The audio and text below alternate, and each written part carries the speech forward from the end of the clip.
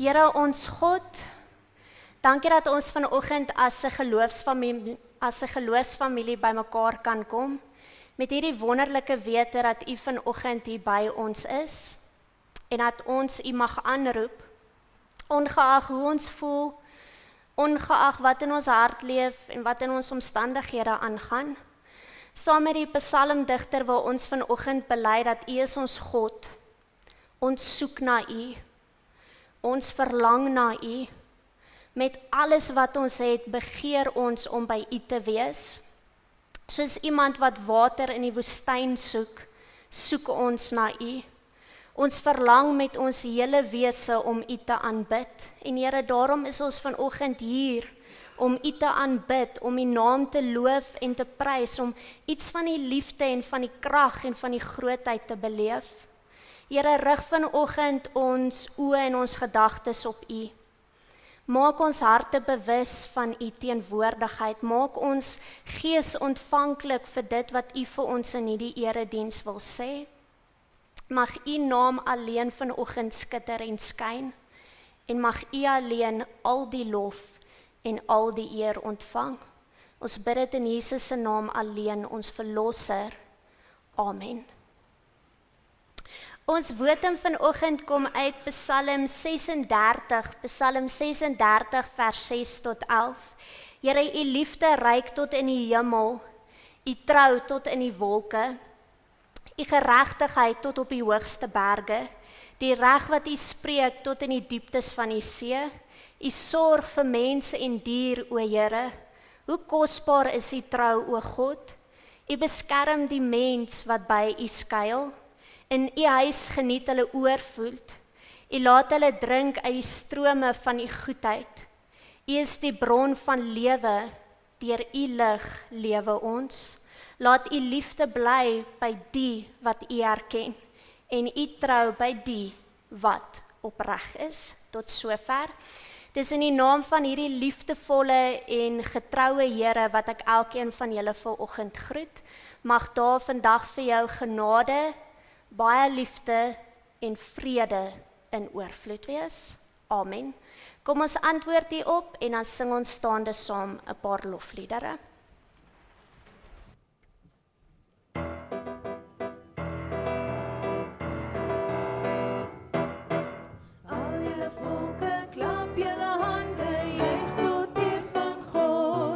Verhef jou stem en roep sy naam in elke stad op aarde.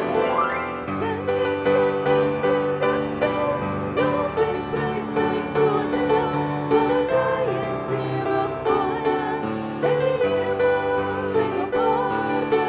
Sing dit saam, lof en prys sy groot naam, want die hemelkoning skenk ons sy genade. Hy is ewig koning in die hemel en op aarde. Die volke kniel, die nasies juig oor al sy skepingsdade. Sing dit saam, lof en prys sy groot naam, want hy is ewig koning in die hemel en op aarde. Sing dit saam, lof en prys sy groot naam, want die hemelkoning skenk ons sy genade. Ons gaan in sy woning en hy roep ons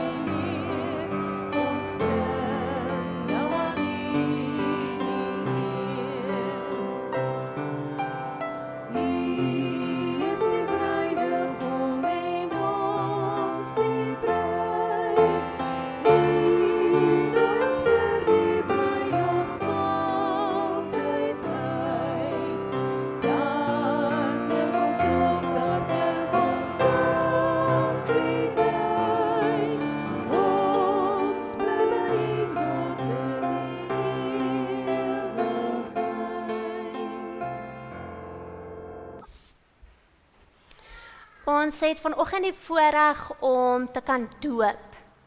En ek gaan vir ons enkele gedeeltes lees uit die doopformulier om ons net weer te herinner waaroor die doop ten diepste gaan. Ons word gedoop omdat die Here God 'n verbond van genade met ons en ons kinders gesluit het. Reeds vir Abraham, die vader van alle gelowiges, het die Here gesê, ek bring 'n verbond tot stand tussen my en jou nageslag en al hulle nageslagte. Dis 'n blywende verbond. Ek sal jou God wees en ook die God van jou nageslag. In die Ou Testament het die Here die besnydenis en die paasmaal as tekens gegee dat hierdie verbond geldig is. Daarna het Christus gekom en hierdie verbond in sy persoon en deur sy verlossingswerk op 'n nuwe en finale wyse bevestig. As teken en waarborg hiervan het hy die doop en die nagmaal gegee. Die Here Jesus Christus het voor sy hemelvaart aan sy disippels die opdrag gegee om ook die doop te bedien. Hy het gesê, gaan dan na al die nasies toe en maak die mense my disippels. Doop hulle in die naam van die Vader en die Seun en die Heilige Gees en leer hulle om alles te onderhou wat ek hulle beveel. En so het die Here hom verbind deur hierdie verbond om ons God te wees en ons te seën. Van ons vereis hy dat ons hom in dankbaarheid en gehoorsaamheid sal dien. Vanoggend gaan ons klein Nienke doop in die naam van God Drie-enig, Vader, Seun en Heilige Gees. En vir ons het dit die volgende betekenisse, dat ons en ons kinders wat as sondaars in die wêreld gekom het, slegs in die koninkryk van God kan kom as ons opnuut gebore word. Dat die Here daardeur bevestig dat hy ons in sy verbond insluit, ons tot sy kinders aanneem en ons deel laat hê aan al die voorregte van die verbond. Dat ons en ons kinders verbind word aan Christus wat ons sonde deur sy bloed afgewas het. Dat ons ou sondige lewe saam met hom aan die kruis gesterf het en saam met hom begrawe is, maar dat ons ook weer deur sy opstanding lewend gemaak word, sodat ons vir die sonde dood is en vir God kan lewe. Dat die doop 'n seël is van die inlywing in die kerk van Jesus Christus en ons verplig om as lewende lidmate te leef. Dat ons as gedooptes die Here uit dankbaarheid met ons hele wese moet lief hê, vertrou en hom ook moet dien. En dat die Here ons deur hierdie sakrament verseker dat hy deur sy Gees in ons woon en ons lewens daagliks so regeer dat ons hoe langer hoe meer sy beeld sal vertoon. Kinders van gelowiges moet gedoop word, omdat God die kind van die begin af insluit in sy verbond met die gelowige ouers. Daarom is die hele gesinne in die Nuwe Testament gedoop, waar die ouers tot geloof gekom het. En al verstaan klein Nienke vanoggend nog nie die doop nie, verander dit niks aan die geldigheid daarvan nie. Trouwens, dit beklemtoon juist die feit dat dit God is wat uit vrye genade ook in haar geval die inisiatief neem in haar verlossing. Die doop bevestig aan ons alles wat God ons skenk deur die genadeverbond en maak ons telkens bewus van hierdie vaste grond waarop ons geloof berus. Daarom verbind die doop die ouers om hulle kinders, soos hulle groot word, oor die betekenis en die eise van die genadeverbond in te lig, 'n voorbeeld vir hulle te wees in die uitlewing daarvan, hulle op te roep tot die toeëiening van God se beloftes en hulle tot deelname aan die nagmaal te begelei. Op hierdie punt gaan ek vir die doopouers, Dewald en Dianel Melan vra om vorentoe te kom en hier by my te kom staan.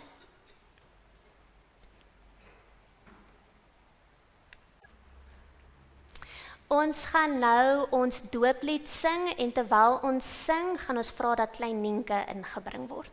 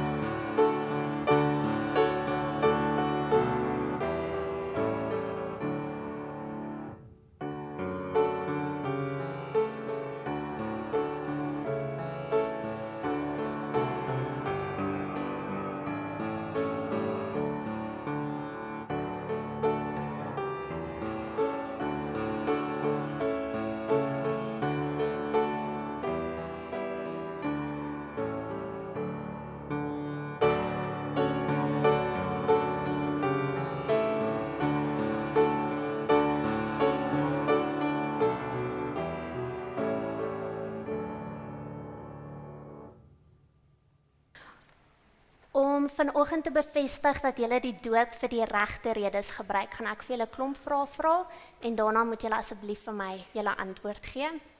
In die eerste plek, glo julle in die drie-enige God soos in die Bybel aan ons bekend gemaak is.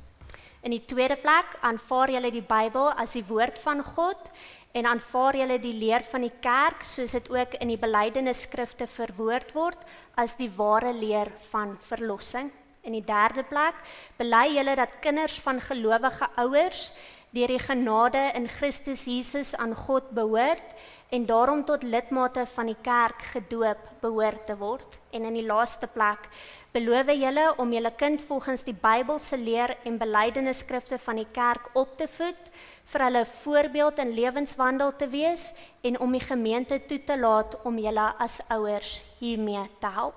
Dewald en Dianel, wat is julle antwoord hierop? Ons kan oorgaan tot die bediening van die doop.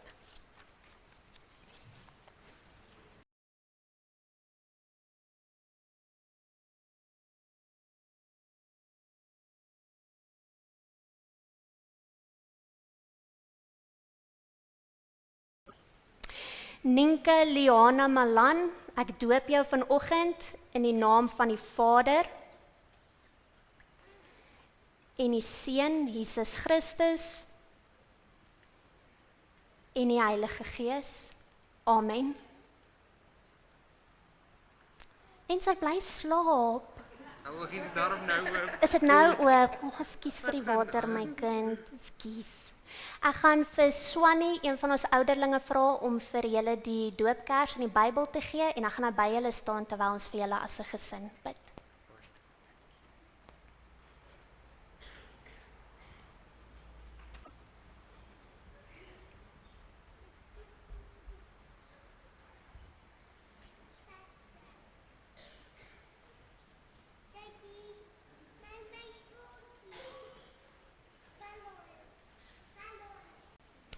Kom ons doen as 'n gemeente vir die pragtige gesin saam 'n gebed. Kom ons bid saam.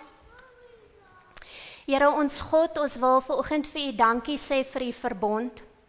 Dankie dat U ons elkeen in groot genade kies om deel te wees van hierdie verbond. Dankie dat U ons deur die bloed van Jesus Christus van al ons sonde reinig en dat U ons deur die Heilige Gees tot lidmate van die kerk ingelyf het en ons tot die kinders aangeneem het. Dankie dat U hierdie waarheid deur die doop aan ons en ons kinders waarborg en bekragtig. Here, ons wil vanoggend graag hierdie pragtige gesin aan U kom opdra. Ons bid spesiaal vir die ouers, vir Dewald en Dianel. Here, gee dat hulle elke dag iets van U leiding, van U teenwoordigheid in hulle lewens sal ervaar. Ons bid vir klein Nienke, Here, dat U haar hart met soveel geloof en liefde sal vul. Here, kom leer haar U wysheid, U waarheid, kom gee vir haar krag. Verlig U haar pad, Here, en seën haar en haar klein boetie, soos U hulle help opgroei in U genade. Ons vra dit in Jesus se naam. Amen. Ons gaan vanoggend stil staan by Johannes 15. Johannes 15 vers 1 tot 17. Ons het in die week, ons week van gebed gehad. En een van die dinge wat ons gesê het, is dat ons in hierdie jaar wil groei in ons verhouding met die Here. Ons wil diepte in ons verhouding met die Here bereik. En daarom gaan ons vanoggend stil staan by Johannes 15 vers 1 tot 17. Die gedeeltes gaan op die bord wees, maar julle is welkom om ook in julle Bybels te volg. Voordat ons gaan saam lees, kom ons word 'n oomblik stil en dan vra ons ook vir die Here se seën as ons uit sy woord lees. Kom ons bid saam. Here, waar ons nou so met ons Bybel sit en saam gaan lees, is dit ons diepste behoefte, ons grootste verlange om U stem te hoor. Maak ons sensitief en bewus van die Gees se leiding. Maak ons harte oop vir die waarheid en lei ons tot meer geloof, tot meer gehoorsaamheid. Laat dit wat ons vanoggend hoor so in ons sal werk, dat ons hele lewe daardeur beïnvloed sal word. Ons vra dit in Jesus se naam. Amen. Johannes 15 vanaf vers 1. Ek is die ware wingerdstok en my Vader is die boer. Elke loot aan my wat nie die vrugte dra nie, sny hy af, maar elkeen wat vrugte dra, snoei hy reg, sodat dit nog meer vrugte kan dra.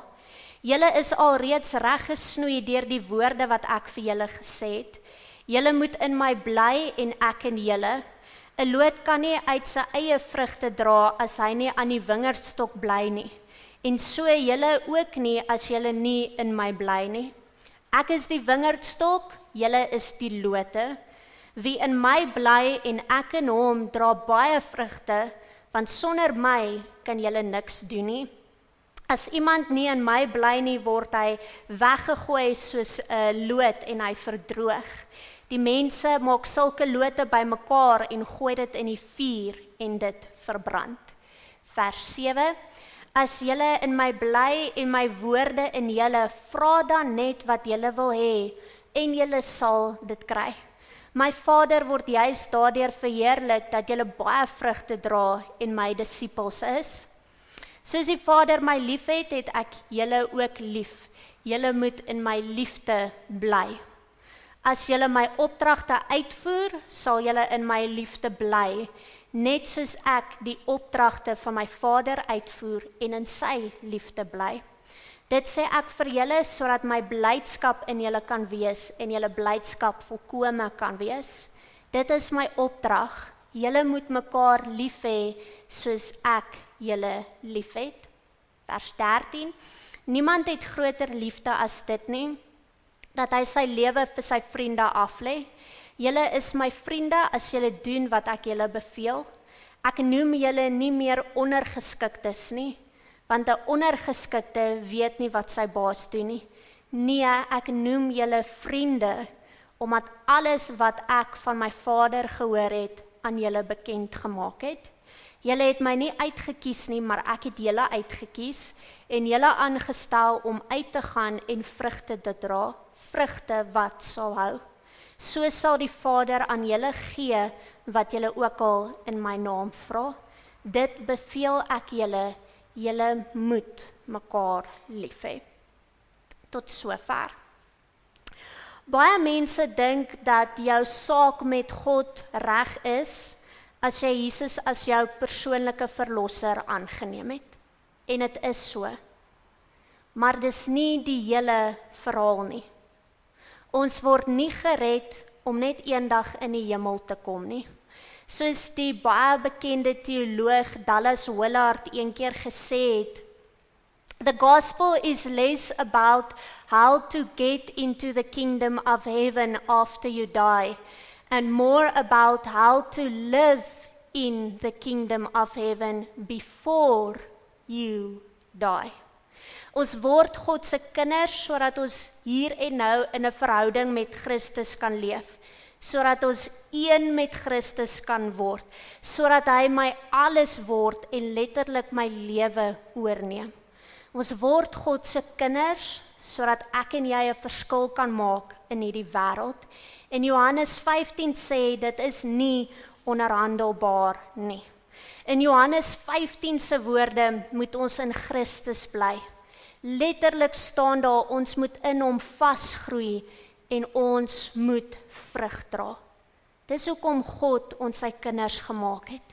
Nie om net eendag in die hemel te kom nie, maar om elke dag vrug te dra, sodat hy daardeur verheerlik kan word.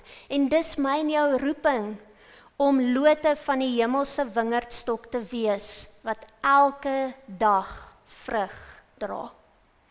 Johannes 15 is 'n baie bekende gedeelte en dit vorm deel van Jesus se afskeidsgesprekke. Van Johannes 13 tot hoofstuk 17 is Jesus besig om die disippels voor te berei op 'n nuwe tyd wat gaan aanbreek.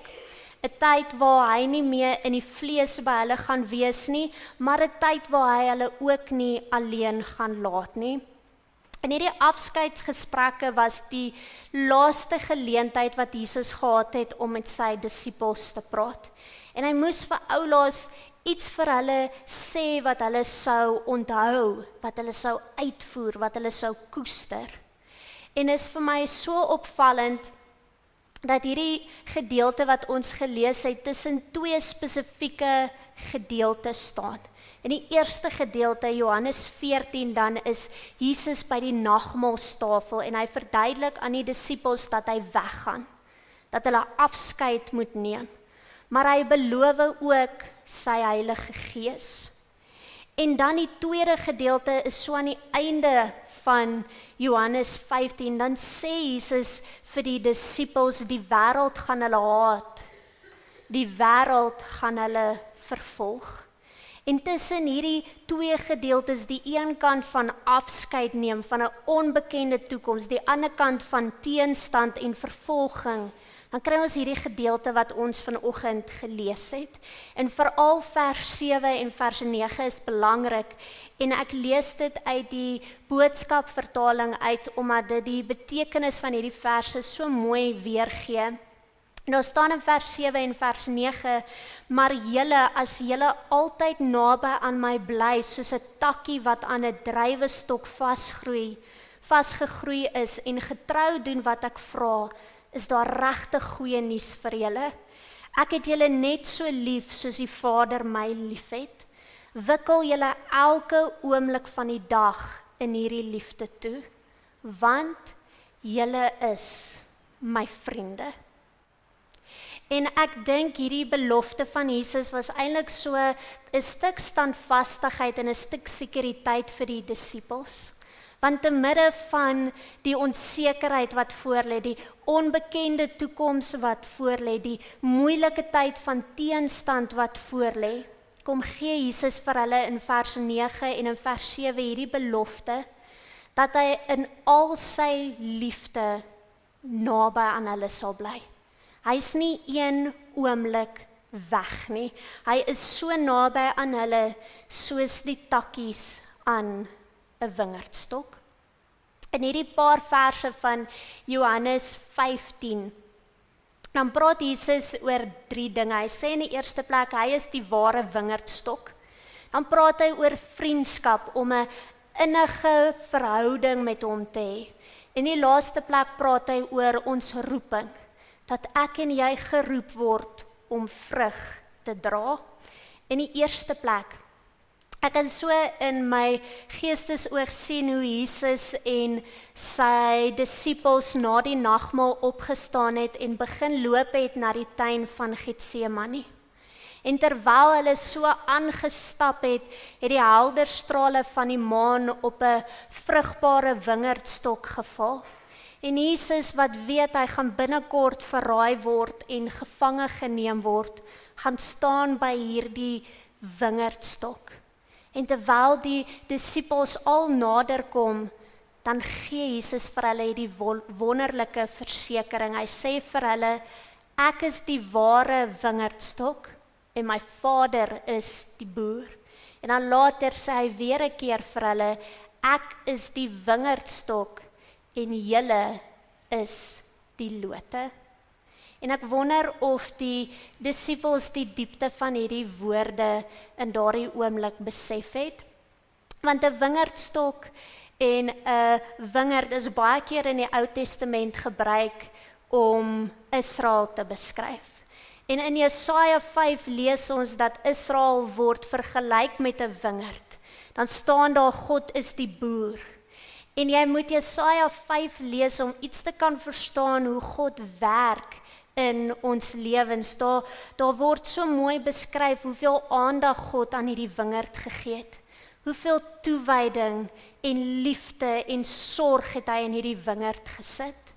Maar ten spyte van alles wat God gedoen het, lees ons in Jesaja 5 vers 5 hoe die vrugte van hierdie wingerd bitter en suur was. En groot was die teleurstelling oor Israel wat so vol ongehoorsaamheid en selfsug en hoogmoed was. Jeremia skryf later dat Israel het hierdie wilde wingerdstok geword. Deur hulle aanhoudende opstand en ongehoorsaamheid teen die Here het dinge regtig begin skeefloop. Hulle het alles verloor. Hulle is weggevoer in ballingskap. Hulle moes die knie buig voor goddelose heersers. En ek dink as jy die woord wingerdstok hoor in die Ou Testament, het dit veral iets vertel van hulle skaamte, van hulle skande, die feit dat hulle keer op keer ongehoorsaam was, maar dat hulle ook hierdie verlange gehad het na verlossing. En nou is dit vir my so merkwaardig dat Jesus kom hier in Johannes 15 en nou sê hy, ek is die ware wingerdstok. En eintlik sê hy vir die disippels dat God gaan nou van voor af begin. God gaan nou weer 'n keer plant. En waar Israel hierdie wilde wingerdstok was, is Jesus nou die ware en blywende wingerdstok. Waar Israel keer op keer misluk het, voorsien God in Jesus 'n nuwe begin, 'n nuwe kans. Hy kom gee verlossing. En Jesus word die een uit wie die wingerd van God nou sal groei en sal floreer. Hy is die een wat gelowiges saam verenig met mekaar, met hom en ook met die Vader. En die wonderlike is dat almal van ons het kans om deel te word van die ware wingerdstok en vrug te dra. Toe ek in die week hierdie gedeelte gelees het, was dit weer vir my so opvallend hoe Jesus die moeite gedoen het om aarde toe te kom, om ons gebrokenheid en ons sonde skuld op hom te neem. Want die feit is, God kon oorbegin het. God kon 'n nuwe wêreld geskep het. God kon nuwe mense geskep het, maar hy het nie, want hy het ons lief. Hy het hierdie wêreld lief. En God kom gee net sy beste. Hy kom gee sy beste seun. En dan lees ons in Johannes 15, Jesus het ons eintyd lief gehad, soveel so dat hy bereid was om die lydensbeker te drink, om sy lewe neer te lê. In die woorde van vers 13, niemand het groter liefde as hierdie nie, dat iemand sy lewe opoffer ter wille van sy vriende. Jesus is die ware wingerdstok, maar hy is ook ons vriend dwars deur die dood. En daarom praat Jesus baie in hierdie gedeelte van vriendskap. Ons almal het vriende in die lewe nodig en ons weet vriende is baie anderste as familie. Ons elkeen het iewers 'n vriend of 'n vriendin wat ons goed ken, wat weet waar ons vandaan kom, wat in ons hart leef, wat ons hart seermaak, wat ons bly maak. En net so ken jy op jou beurt weer vir hulle. Daar's hierdie gedeelde kennis tussen goeie vriende. En iets hiervan lees ons in Johannes 15. Jesus sê in vers 15 dat ons is nie meer ondergeskiktes nie, ons is vriende. 'n Ondergeskikte beteken 'n slaaf, iemand wat in jou diens is. So 'n persoon ken waarskynlik nie jou hart nie, maar 'n goeie vriend ken altyd jou hart. En dis hoekom Jesus die disippels sy vriende noem. Want alles wat Jesus by die Vader gehoor het hy aan die disippels bekend gemaak. Daar's hierdie vloei van kennis van die Vader na die Seun, na die disippels. En hierdie vloei van kennis, hierdie deel van kennis verander die verhouding. En dit maak die disippels en ons vandag vriende van Jesus. En is goed om vandag dit weer te hoor. Jesus is 'n vriend dwars deur die dood. Maar vandag beskou hy ook vir jou as sy vriend. Dit beteken hy ken jou. Al jou goeie en slegte eienskappe. Hy ken ons elkeen deur en deur. Ons hoef nie een oomblik weg te skram van Jesus of te voel ons kan nie met hom praat nie. En is presies waarop hierdie prentjie van die wingerdstok en die lote dui. Op hierdie baie persoonlike, intieme verhouding, vriendskap tussen ons en Jesus. Ons is nêrens alleen nie. Ons is nooit iewers aan onsself oorgelaat nie, want Jesus los ons nie. Hy is intiem in ons lewens betrokke. Ons kan op hom vertrou. Ons kan werklik op Jesus staatmaak en dis besonder. Maar in 'n vriendskap weet ons dat kommunikasie is ook baie belangrik. 'n Goeie verhouding kan nie bestaan sonder kommunikasie nie. En dieselfde geld vir ons vriendskapsverhouding met Jesus. Ons moet werk aan ons verhouding met Jesus. En hierdie werk beskryf Jesus in vers 4 as hy sê, julle moet in my bly en ek in julle. Dag en nag moet ons verbind wees aan Jesus. Ons as lote moet so goed ingeplant wees in die ware wingerdstok. En dit gee natuurlik nuwe betekenis aan gebed. Ons kan alleen in Jesus bly as ons regtig gereeld met hom praat.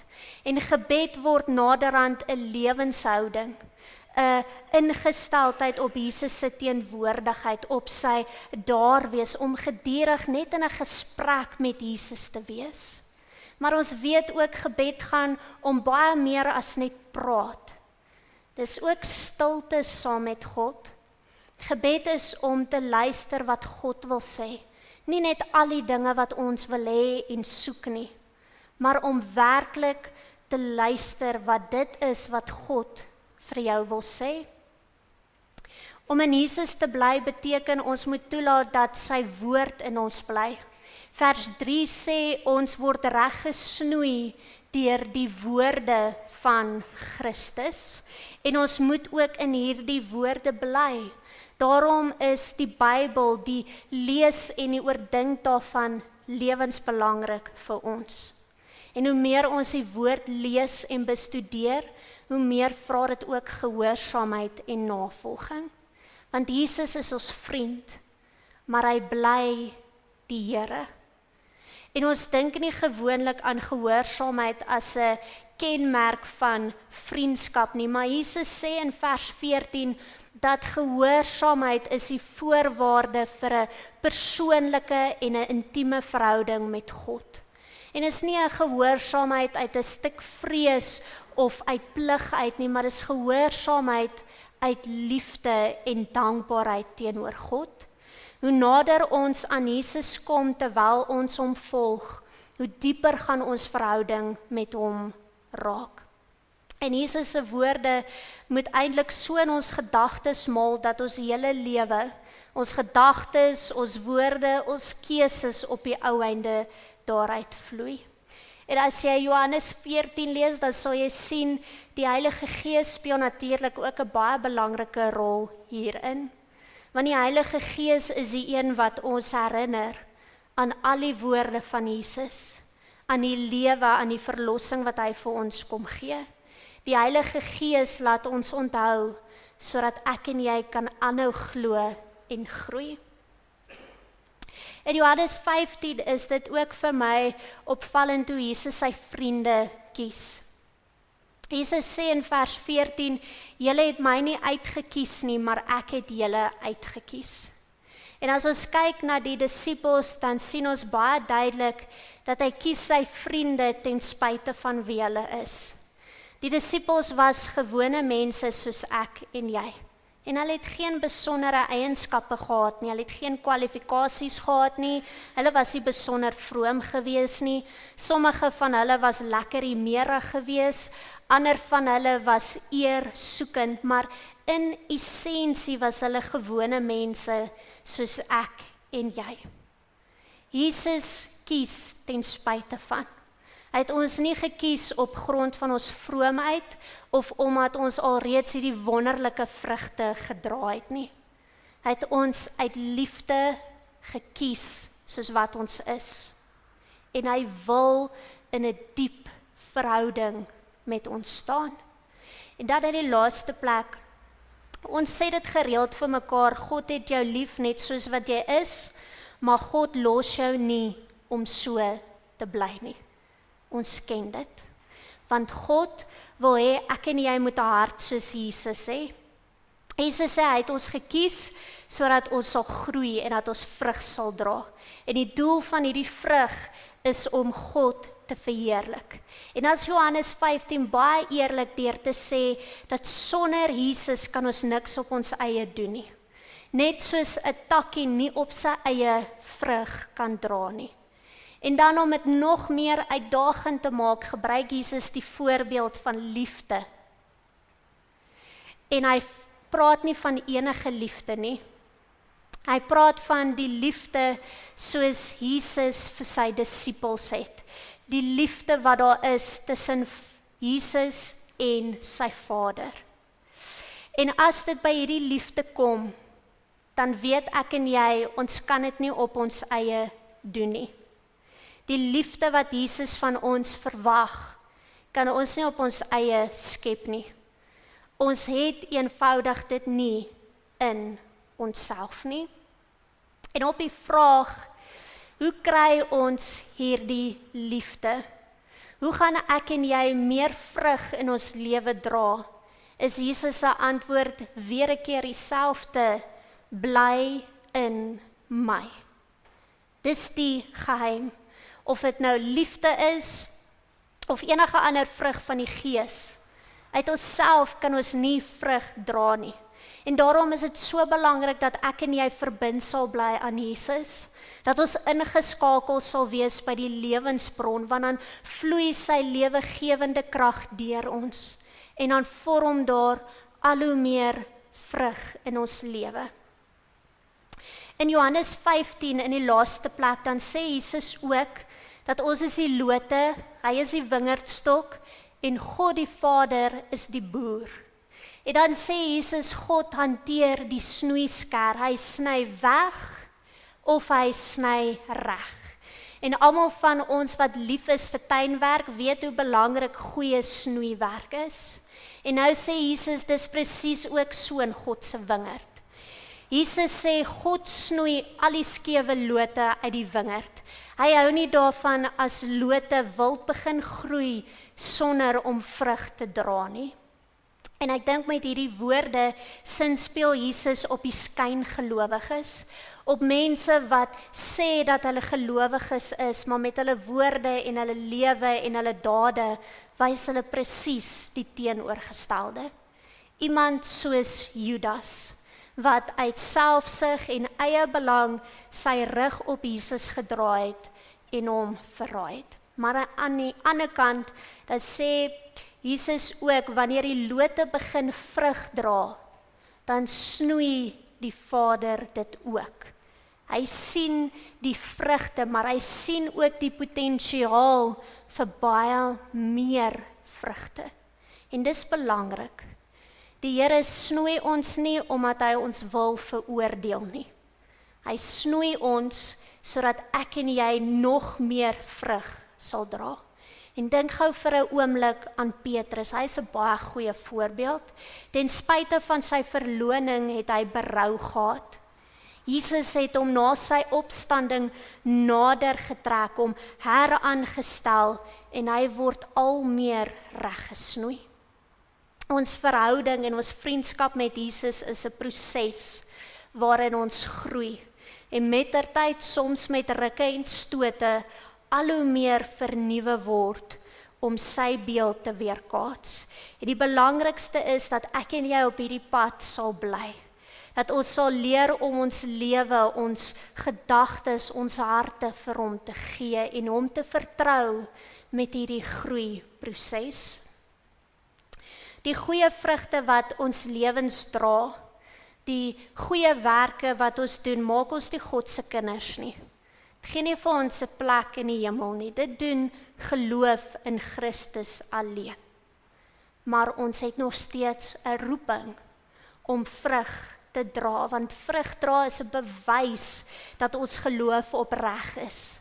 Dat ons geloof gesond is, dat ons as lote werklik ingeplant is in die ware wingerdstok. Want net as ons by die Here ingeplant is, kan ek en jy regtig vrugte dra. En keer op keer in die evangelies word ons geroep om 'n verskil te maak in hierdie wêreld. Daar waar ons werk, daar waar ons leef, daar waar ons woon. En die uitnodiging vir ons vanoggend is dat ons opnuut weer aandag sal gee aan ons verhouding met Jesus. Want ons moet in hom vasgroei.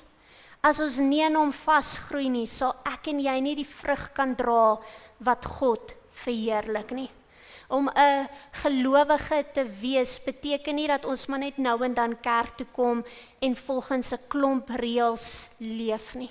Om regtig 'n Christen te wees beteken dat ons in 'n verhouding met Christus staan. Dat ons een sal word met hom, sodat hy my alles word, my hele lewe oorneem. En soos Johannes die Doper gesê het, sodat hy meer sal word en ek al minder. En daarom die uitnodiging vanoggend vir my en vir jou, om in hierdie jaar opnuut aandag te gee aan ons verhouding met die Here, sodat ek en jy vrug kan dra, sodat ek en jy regtig in hierdie jaar kan groei, dat ons diepte in ons verhouding met die Here bereik, en dat ek en jy regtig 'n verskil sal maak. Amen. Kom ons bid saam. Here ons God, dankie dat ons vanoggend weer iets kon hoor van die goeie nuus van ons geloof. Dankie dat U in Jesus vir ons 'n nuwe kans en 'n nuwe lewe kom gee het. Here, skep by ons die begeerte om al hoe dieper in ons verhouding met U te groei. Here, kom lei ons so deur U Gees dat ons al meer in U sal bly, ons ware wingerdstok, en U in ons, sodat ons in ons lewe al meer vrug sal dra. Here, kom stel ons in staat om werklik vrugbaar te wees in hierdie wêreld, om werklik 'n verskil te maak sodat U verheerlik sal word. Laat U liefde op so 'n manier deur ons vloei dat ander dit sal sien en U sal erken as die bron van alles wat goed en mooi is in ons lewe. Mag mense ons aan ons vrugte ken en U alleen daarvoor prys. Ons vra dit in Christus se naam. Amen. Ons gaan nou staande saam ons slotlied sing en dan kan julle bly staan om die seën van die Here te ontvang. En onthou daar's lekker koffie en tee by die kombuis.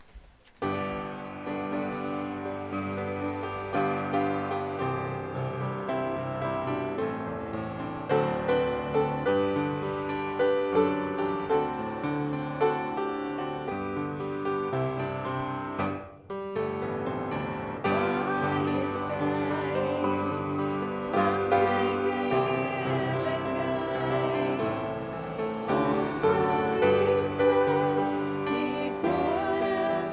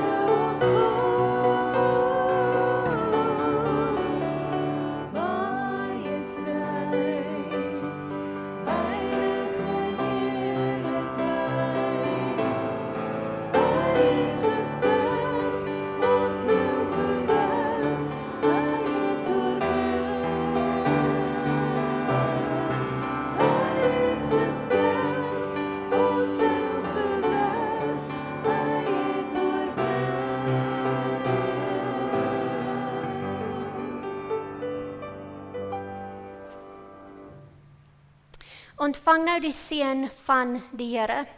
Mag die liefde van die Here Jesus ons na hom toe trek. Mag die krag van die Here Jesus ons sterk maak in sy diens. Mag die vreugde van die Here Jesus ons vervul. Mag die seën van die almagtige God, Vader, Seun en Heilige Gees tussen ons wees en vir altyd by ons bly. Amen.